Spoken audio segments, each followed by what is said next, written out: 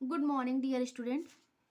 आज हम लोग हिंदी की क्लास करेंगे जिसमें मैंने पाठ 15 चैप्टर को लिया है दोहा दशक।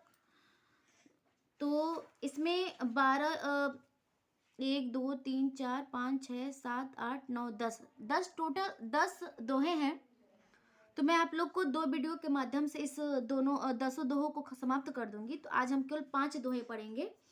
तो अब स्टार्ट करते हैं। इसके पहले हम थोड़ा वर्ड मीनिंग देख लेते हैं कि मुए मतलब होता है मरना, निकसत मतलब होता है निकलना, नाही मतलब नहीं, प्रकृति स्वभाव, कुसंग मतलब बुरी असंगत या खराब आदतें, तरवर पेड़ या वृक्ष, सरवर मतलब तालाब या नदी, पियही मतलब पीता है, पान मतलब पानी, सुजन अच्छी लोग, पोइए पिरोना, बने बनना, मथे मथना, बड़ेन बड़ा, लघु छोटा, तलवारी तलवार, निज अपना, बिथा का अर्थ होता है दुख, अठिलय है मजाक करना, काज कार्य, हित भलाई, संचयी संचित करना, अनहित बुरा, जगत मतलब होता है संसार, जानी परत जान पड़ता है, व्यापत फैला हुआ, भुजंग सांप, तुरत ही तुरंत, पयान प्रस्थान करना या जाना, विपदा का अर्थ विपत्ति या दुख।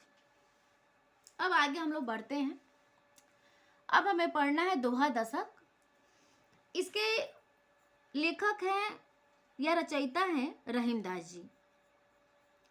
इन्होंने इस दोहे के माध्यम से हमारे दैनिक जीवन की व्यवहारिक कुशलता एवं सच्चे मानव धर्म का परिचय दिया है। पहला हमारा दोहा है, रहीमन विपदा हु भली जो थोड़े दिन होए। रहीमदास जी कहते हैं कि हे मानव, अगर आपके ऊपर रहीमन विपदा हु भली, हे मानव अगर आपके ऊपर विपत्ति आए तो दुखी नहीं होना चाहिए, क्योंकि वह कुछ दिन के लिए होता है।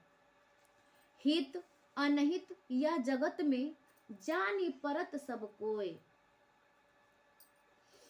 विपत्ति आए तो हमें घबराना नहीं चाहिए, क्योंकि यह तो इस विपत्ति को झेलते हुए हमें अच्छे दिनों की प्रतीक्षा करनी चाहिए, क्योंकि विपत्ति हमेशा के लिए तो रहेगी नहीं, यह थोड़े दिन की ही मेहमान होती है।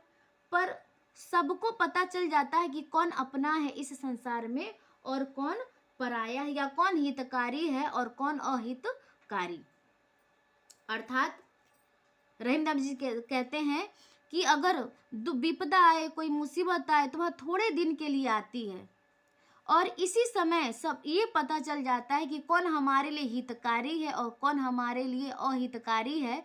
इसके बारे में हमको पता चल जाता है। दूसरा है, जो रहीम उत्तम प्रकृति, जो व्यक्ति अच्छे स्वभाव के होते हैं, का करी सकत कुसंग, खराब संगत उनका कुछ नहीं बिगाड़ सकती, चंदन बीस व्यापत नहीं, जिस प्रकार लिपटे रहत भुजंग, चंदन बीस व्यापत नहीं, लिपटे रहत भुजंग, जिस प्रकार चंदन के पेड़ में सांप लिपटे रहते हैं फिर भी चंदन अपनी शीतलता नहीं छोड़ता। क्लियर।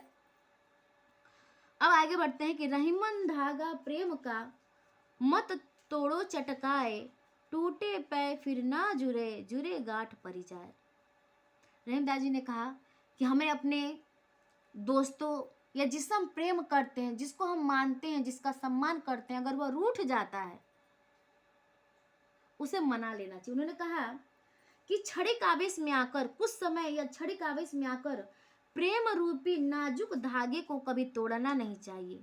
रहीमदास जी कहते हैं कि प्रेम रूपी धागे को कभी तोड़ना नहीं चाहिए, टूटे फिर ना जुड़े, क्योंकि एक बार वह टूट जाता है तो जुड़ता नहीं, और जुड़े गांठ पड़ जाए, और जुड़ता है तो उसमें गांठ पड़ जाती है।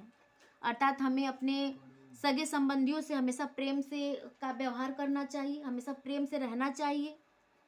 तो अब आगे बढ़ते हैं कि तरुवर फल नहीं खात है, जिस प्रकार पेड़ अपने फलों को नहीं खाता है, सरवर पियही न पान, सरोवर अपने पानी को नहीं पीता है, कही रहीम पर काज हित। रहीमदास जी कहते हैं कि जो दूसरों का हित चाहते हैं, जो दूसरों का भला चाहते हैं, जो दूसरों के लिए अपनी जान दे देते हैं, संपत्ति सचही सुजान, ऐसे सज्जन व्यक्ति अपने धन को इकट्ठा करते हैं दूसरों की भलाई करने के लिए। आगे बढ़ते हैं।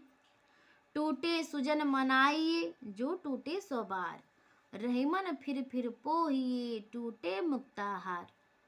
यहाँ पे इसके पहले मैंने कहा था कि प्रेम रूपी धागे को कभी तोड़ना नहीं चाहिए, और अगर टूट जाता है और जुड़ता है तो उसमें गांठ पड़ जाती है।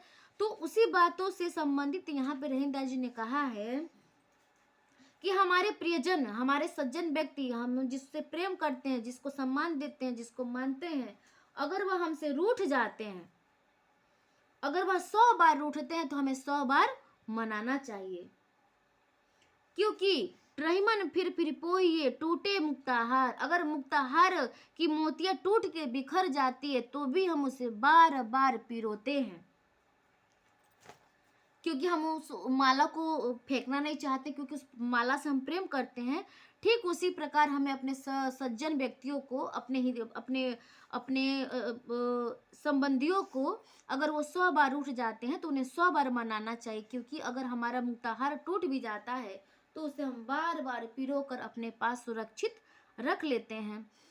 उम्मीद है आप लोग को ये दोहा समझ में आया होगा। एक बार दोबारा मैं रिपीट कर देती हूँ, पहले से केवल अर्थ बताती हूँ कि पहले का अर्थ है कि विपत्ति आए तो दुखी नहीं होना चाहिए। विपत्ति भली है, इसे झेलते हुए सुखी दिनों की प्रतीक्षा करनी चाहिए।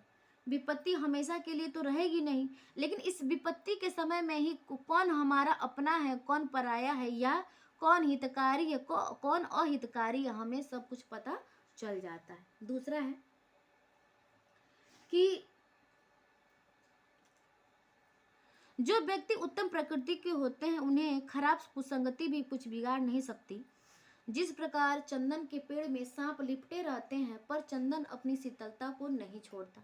तीसरा है कि प्रेम रूपी धागे को कभी तोड़ना नहीं चाहिए। अगर वह एक बार टूट जाता है और जुड़ता है तो उसमें गांठ पड़ जाती है। चौथा है, वृक्ष अपने फलों को नहीं खाता है, तालाब अपने पानी को नहीं पीता है, उसी प्रकार जो सज्जन व्यक्ति होते हैं वो अपनी संपत्ति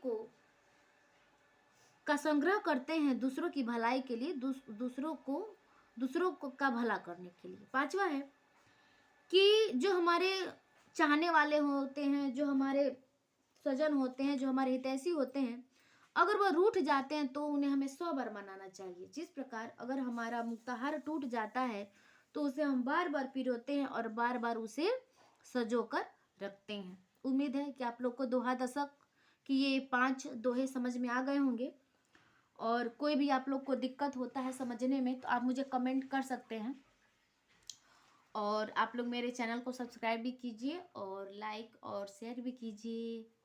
हैव ए गुड डे।